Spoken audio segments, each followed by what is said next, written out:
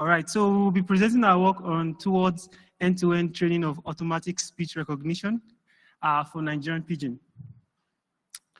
All right, so African has more than 2,000 languages, and automatic speech recognition systems are going on the increase. However, African languages lack sufficient linguistic resources to support the systems. High-level key contributions from our project. We show that a pre-trained state-of-the-art model do not work well out of the box and reduce error rates by 59.84%. Also, we release a unique parallel data set on Nigerian Pidgin, as well as make the model weight free on Hugging Face, a platform for people to use, build on, and interact with. Finally, we introduce a publicly accessible end-to-end ACR system, a demo for community engagement for us to see how the model looks like. So our model, we evaluated our study actually evaluated on 4 model ASR. So ranging from English to XLXR English as 0 shots down to XLXR 53, which is our final model. So and with this, we're able to achieve the best results with XLXR 53, reducing the word error rate by 59.84%.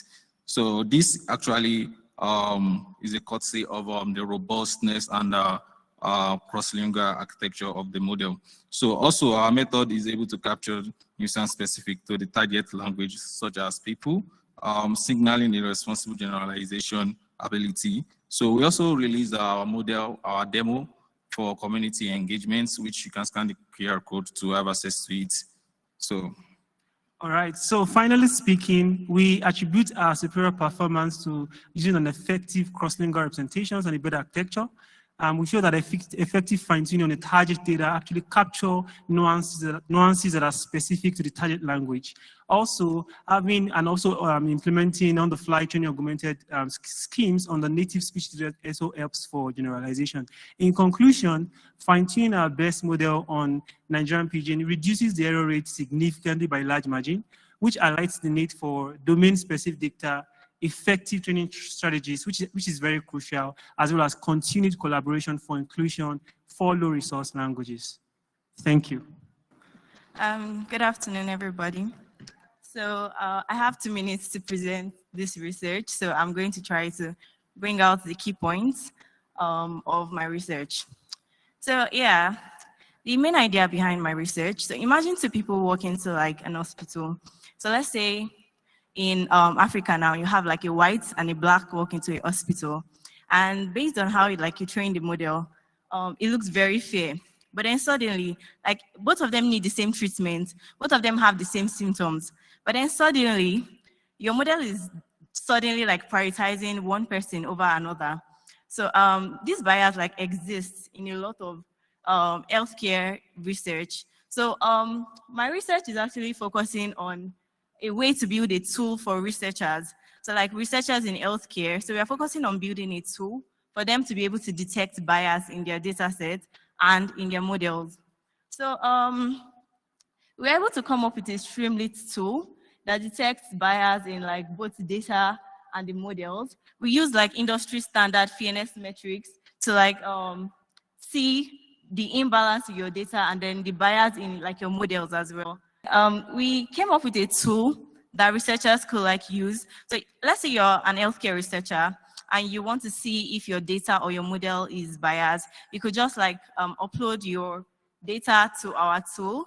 The link is actually like on there as well. So you can upload your data to our tool and then we measure the bias in the data sets based on the industry standard metrics and both in your data and in your model. I think that's what like makes our tool very practical. So we don't just measure like the bias in just the data level. We also measure in like the model level as well. So yes, we also came up with a combined score. So we see that in healthcare, of course, accuracy is as important as fairness is.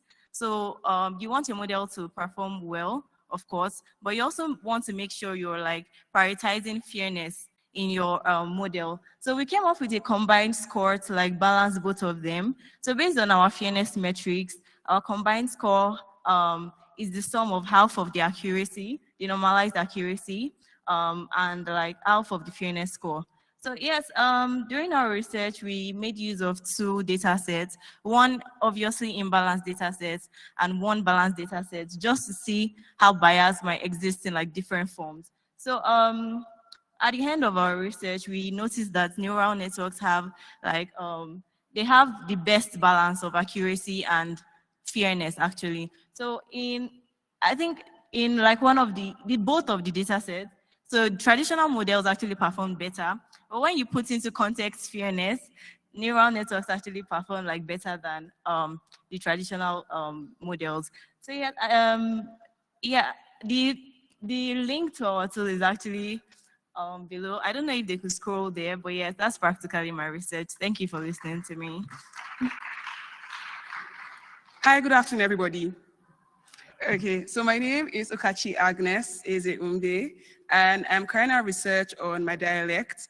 I assume that everybody here probably knows a Nigerian some way, somehow, somewhat. So I am Nigerian, and in Nigeria, we have a lot of states. We have like 36 states, and I am from the 4th smallest state in the country, 4th smallest by land mass and population. So from where I'm from Afìkpo.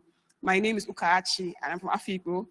And my language is a dialect of Igbo language. Igbo language is spoken by, it's like one of the 3 major languages spoken in Nigeria, aside from English and Pidgin, one of the 3 local languages spoken in Nigeria. And currently for my dialect, there are only 4 books publicly available. There's no online resource on Gemini. You ask your AI, there's literally no online sentences.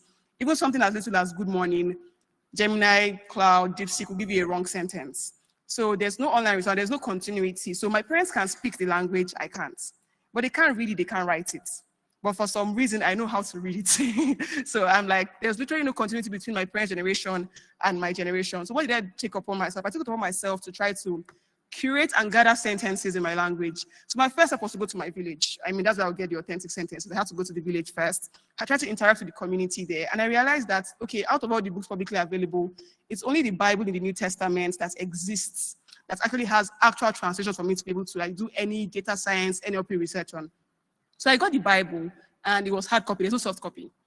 You can't get the soft copy. It's not available, publicly available. So I got the Bible and manually had to like type the sentences. Luckily, I was able to type 1,021 sentences only from the New Testament Bible. And when I was doing that, I tried to like gather from different books of the Bible. So in the Bible, Matthew, Mark, Luke, and John have like very similar stories. So I said, okay, I'll take from Matthew, take from Philemon, take from Jude, just different parts of the New Testament Bible. After I got my sentences, I tried to test it with the M2100 and the NLLB models. So after I got my result, I got my evaluation metrics, and I got my prediction scores. And for me, the M2100 obviously did better than the NLLB from the results, from the stats that I got while testing the models. And now for future work, what am I doing? I'm gathering more sentences, but not just gathering more sentences. I am trying to use, create synthetic sentences. So I'm not the best at understanding the semantics of the language, but if I see Obi is a boy, I can change it to Kunle is a boy. So I'm trying to get the sentences from the Bible and just tweak them here and there to get more sentences while also building an audio data set. Yes, I'm trying to record data set because I luckily won a research grant from Landfrica to record audio data sets. So I'm not just getting text, we're actually recording these things, so at least my language will not fade away. Thank you. Hi, everyone. My name is Emmanuel from Nigeria. So we started, so everybody uses Gemini, uses Siri for day-to-day activities. But as an African, we tend to code switch a lot. So if you try to pick Gemini and Siri and you test it now, you find out that if you try to speak code switch, you're going to get gibberish or you're going to get nothing.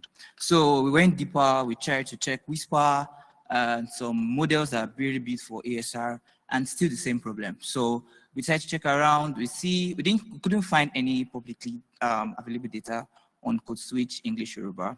So we started gathering and creating. Along the process, we decided to start the gathering process. And after some hours, we decided to test to see if the data we're collecting is good and how these models will perform. And so we decided to fine tune on Whisper and MMS, which are built with large a database of other languages. So we decided to try that. And at the end of the day, we had results with both models performing about 50% better with about just 21 hours of data that we used on these models. Essentially, for future works, we are planning to reach the 100-hour mark to gather enough data of which we can use for speech technologies like this, expand it to other African languages, because along the search, we found out that there were also few languages that had code switch data, very few of them, and there are more of them existing in Africa, actually, a lot of code switch, because code switch, when you're from multiple regions, you tend to code mix, you tend to code switch. So future works plan to expand this to other African languages and also try to put this into real life scenarios for people to be able to use on their day-to-day activities. Thank you.